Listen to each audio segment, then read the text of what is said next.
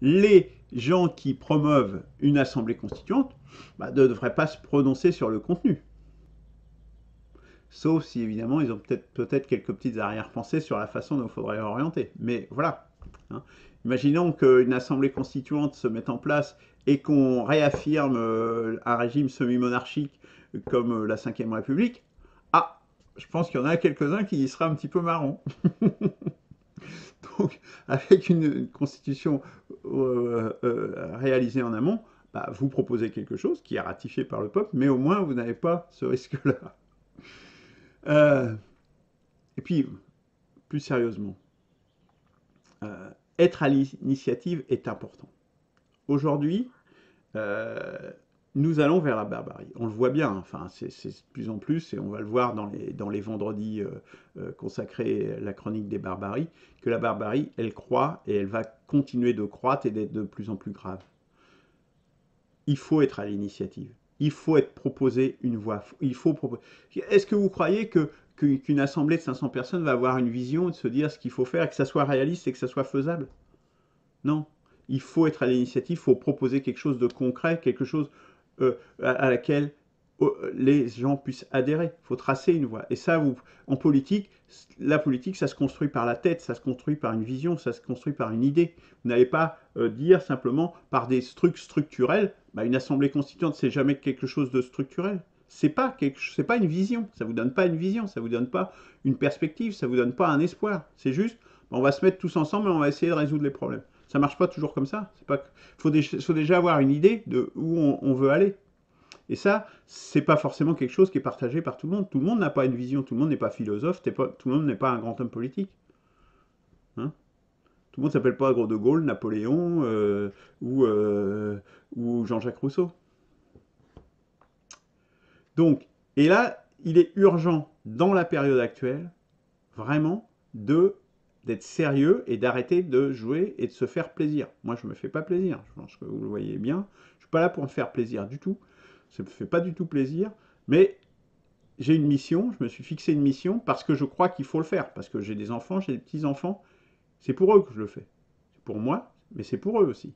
Parce que si on veut qu'ils aient un avenir demain, il y a intérêt de s'occuper et de se réveiller maintenant. Et donc, la barbarie, si on veut l'éviter, il faut proposer quelque chose. Il ne faut pas simplement se contenter soit de protester, soit de dire bah, on va se mettre tous ensemble et puis on va peut-être trouver quelque chose, hein, par la prière philosophale peut-être.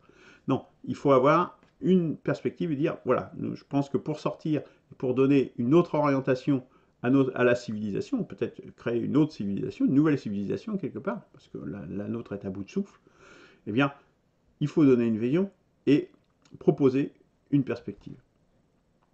Donc, être à l'initiative est important. Parce que les barbares, les tyrans du passé, comment est-ce qu'ils sont arrivés au pouvoir? Ils sont venus au pouvoir sous la pression populaire, justement parce qu'il n'y avait pas de vision, il n'y avait rien d'alternatif, il n'y avait rien qui était proposé. Donc il faut dire, ah ben non, on va se réunir ensemble et puis on va... C'est pas une proposition, c'est pas quelque chose qui fait avancer. Pour éviter la venue de ces barbares et de ces tyrans, il faut, parce qu'ils sont arrivés quand même, parce que le système, à un moment donné, s'est effondré. Le système français est pas loin de s'effondrer, hein. On n'en est pas loin du tout, hein. La police, vous voyez comment est la police, etc. Tout, ça brinque-balle de tous les sens. L'autorité de Macron, elle est extrêmement faible. Vous voyez bien que tout ça peut s'effondrer. Vous croyez qu'il va en sortir quelque chose de bien? Non. Il n'en sortira rien de bien. Il n'en sortira que soit des barbares et des tyrans. D'ailleurs, c'est la même chose. Quelque part, ils se complètent l'un avec l'autre. Il est urgent de proposer quelque chose et d'arrêter. Il faut arrêter de rêver, arrêter de faire joujou. Hein, comme je disais dans une autre vidéo. Il faut arrêter de faire joujou et il est temps d'être sérieux et d'être dans la proposition, dans la vision, dans la perspective, dans l'espoir. De remonter. Et pas de se dire, oh bah non, continuons comme ça. La génération spontanée, je n'y crois pas. C'est un danger. Il faut proposer une alternative politique. C'est ce que je viens de dire. La génération spontanée, si on compte dessus, le pire peut en sortir. Et l'histoire récente nous montre que c'est bien souvent le pire qui en sort. Donc un peu de sérieux, il faut être conséquent, sortir de sa zone de confort. La politique, c'est le mouvement. C'est pas de rester figé sur ses positions et de se dire, vous croyez que les positions que j'ai là, c'est celles que j'avais il y a 20 ans ou que j'avais même il y a quelques années ou même encore l'année dernière? Non. La politique, c'est le mouvement. C'est de... Ou alors il faut rester comme Arlette Laguillet et avoir toujours le même discours. Vous croyez que c'est quelque chose qui fonctionne d'avoir toujours le même discours pendant des dizaines d'années? Bah non, ça n'amène absolument à rien. La vie, c'est le mouvement. Eh bien, la politique, c'est le mouvement. La politique, c'est la vie. Donc, bougez. Je dis vraiment, j'en appelle vraiment à ceux qui sont, par exemple, dans les assemblées constituantes. Bougez, remettez-vous un petit peu en cause, cessez de fonctionner avec le même logiciel. Sinon, vous allons vers la barbarie absolue. Vous allez voir, la barbarie, c'est pas rigolo, hein. Croyez-moi.